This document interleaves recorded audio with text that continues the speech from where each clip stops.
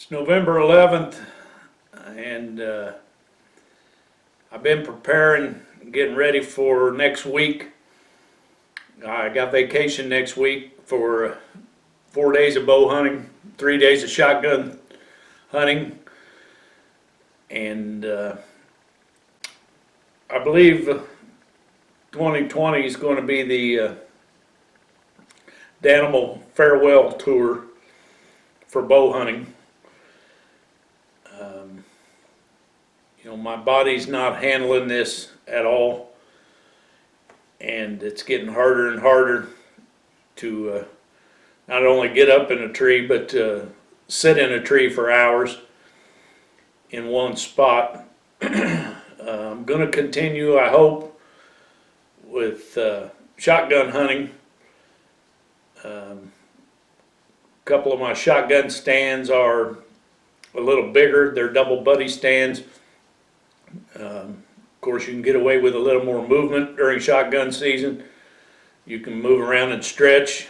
You don't have to be so precise with your movements, and they of course don't have to be near as close to worry about perfectly sitting still. If they're right underneath you or right around you until you can get a good shot.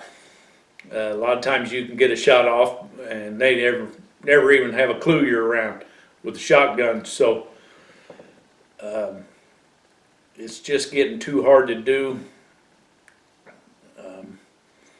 I've had my eye on a 10-pointer the last 2 years. Matter of fact, I found one of his shed antlers back in April during turkey season. And if I happen to arrow him, I'm definitely done. I'll give it up after that one.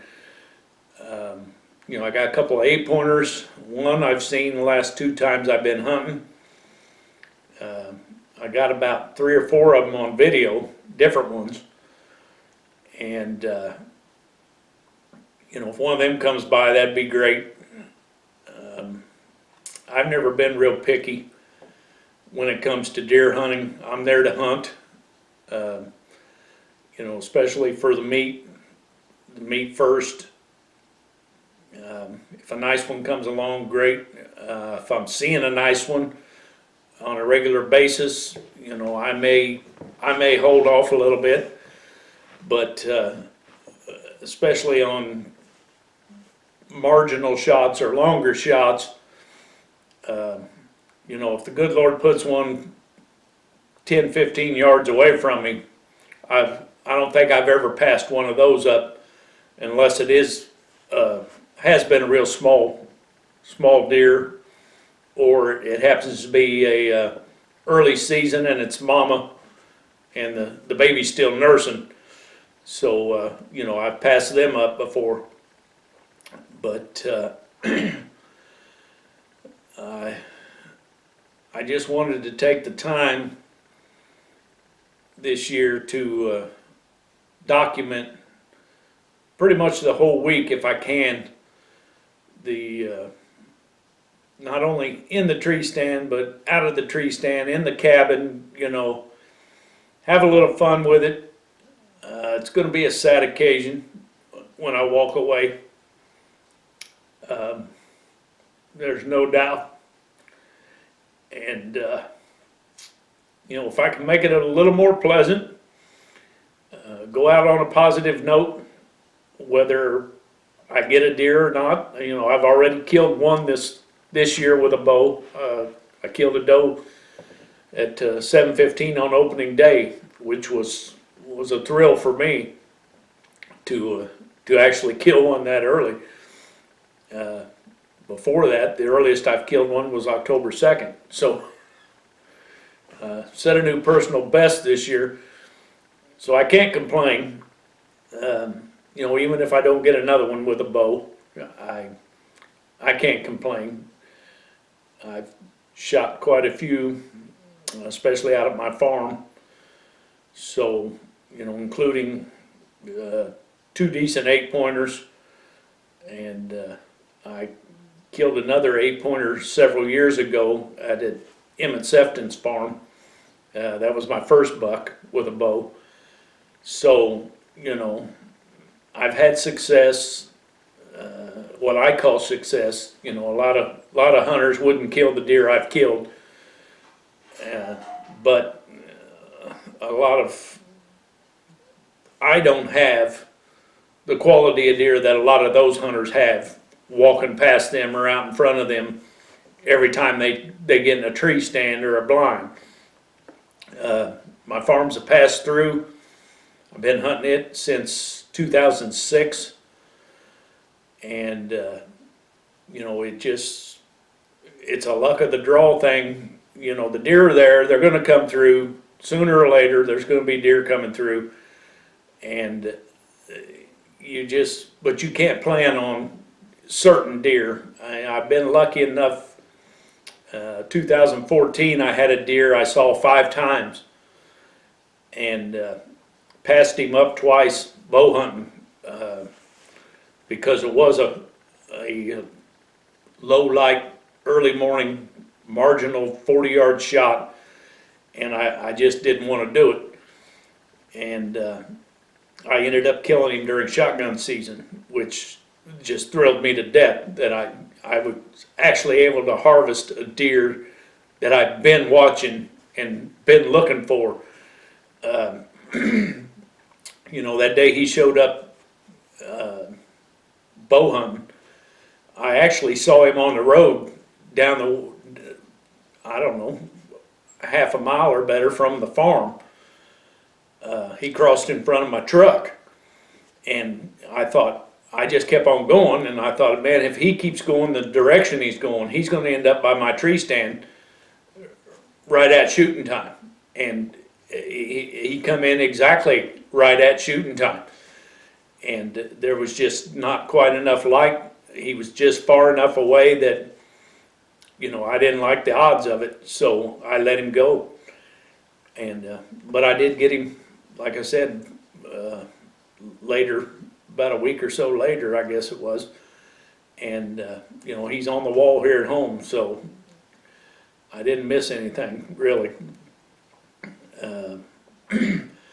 But we're going to see what happens next week. We're going to get as much footage as I can get in and out of the stand, like I said, and hopefully there's going to be a lot of deer activity just for the hell of it anyway. You know, even if I don't bring one home, I'd like to see a lot of deer activity so I can put together a pretty good video of it, and you know, go out with a bang and go out on a positive note. So stay tuned, and hopefully we're gonna have some more action for you here in about a week.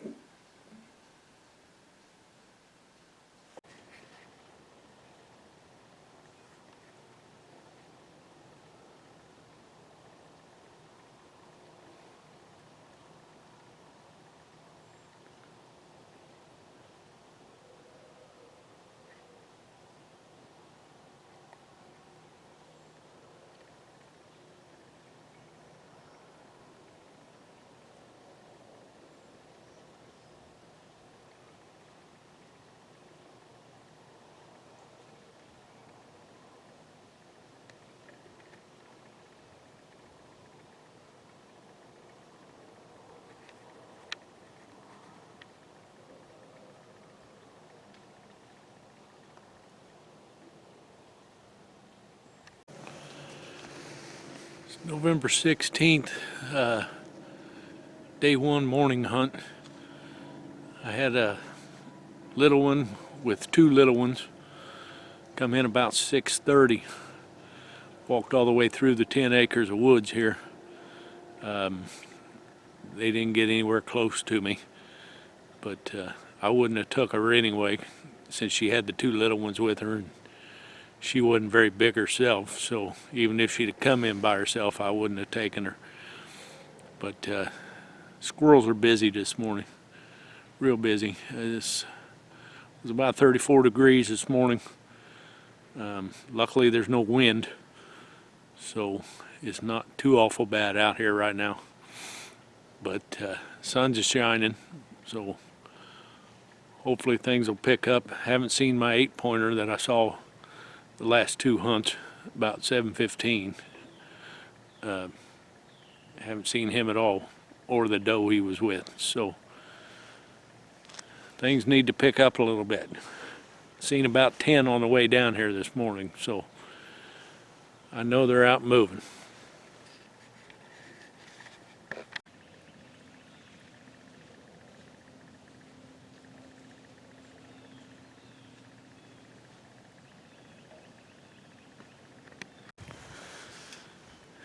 Eight o'clock. I had a button buck and a doe come in behind me from the northeast, and they walked right underneath my stand. Both of them actually stood for just a second, right where I killed that doe October 1st. I could have whacked either one of them, but I let them go. They ended up going off to the south, kind of over toward Tony's somewhere, so worked their way pretty much all the way through the 10 acres. So hopefully something else will be following them or be moving through pretty soon. You know, I said earlier in the video, I'm a meat hunter, and I usually take what the good Lord gives me. And he always knows what I really need. And even though it's not sometimes what I want, I trust him. And he never disappoints me. You know, I was lucky enough to get this guy, and he put him in the exact same spot as those first two. So I had those 3 deer in a half an hour in that same spot. And that spot is also the same spot I killed the last 2 of my bow kills. So, you know, when he does that, I got the message. You know, I passed on the button buck. I passed on the doe. And a little bit later, I happened to turn around, and here comes this guy. And I didn't even have time to get the camera on him. And he ends up coming in, and he goes right to that spot where those other 2 deer had stood, where the other 2 deer took an arrow. And, you know, I thought, that's the one, it's got to be the one. And you can't really tell what I'm doing here because the video isn't quite high enough. But if anybody knows anything about wrestling,